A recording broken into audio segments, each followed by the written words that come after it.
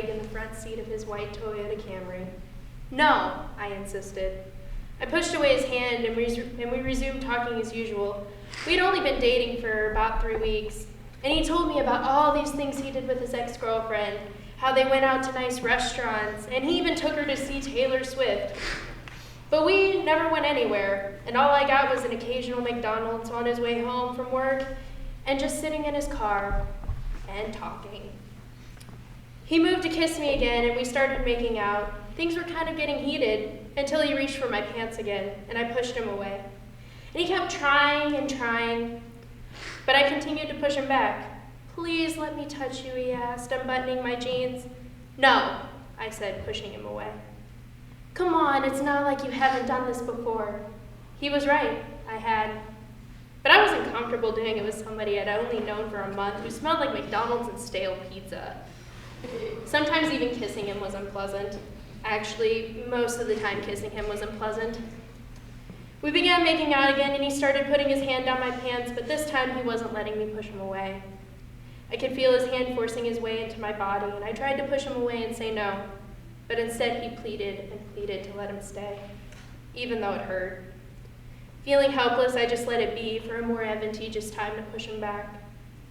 Can I eat you, please? He asked, as if giving this little inch would get him farther. No, you can't.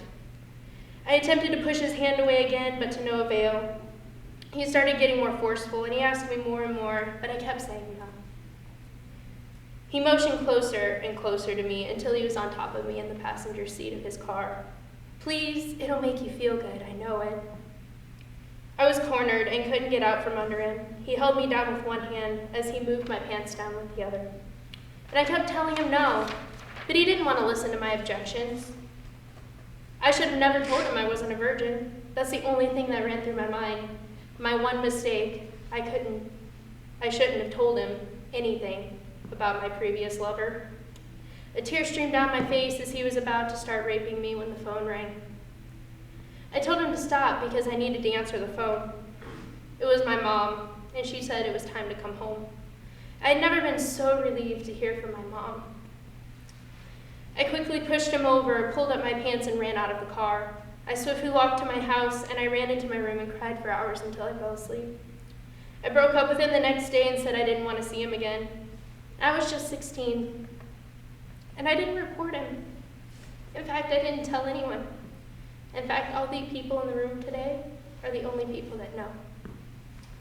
And it felt like nobody would believe that my own boyfriend tried to rape me. And I couldn't tell anyone. It wasn't until I got to college that I realized I wasn't alone, and that there were other girls like me who had gone through the same things. And on that day, I decided I wasn't going to be a victim again. Some days are harder than others.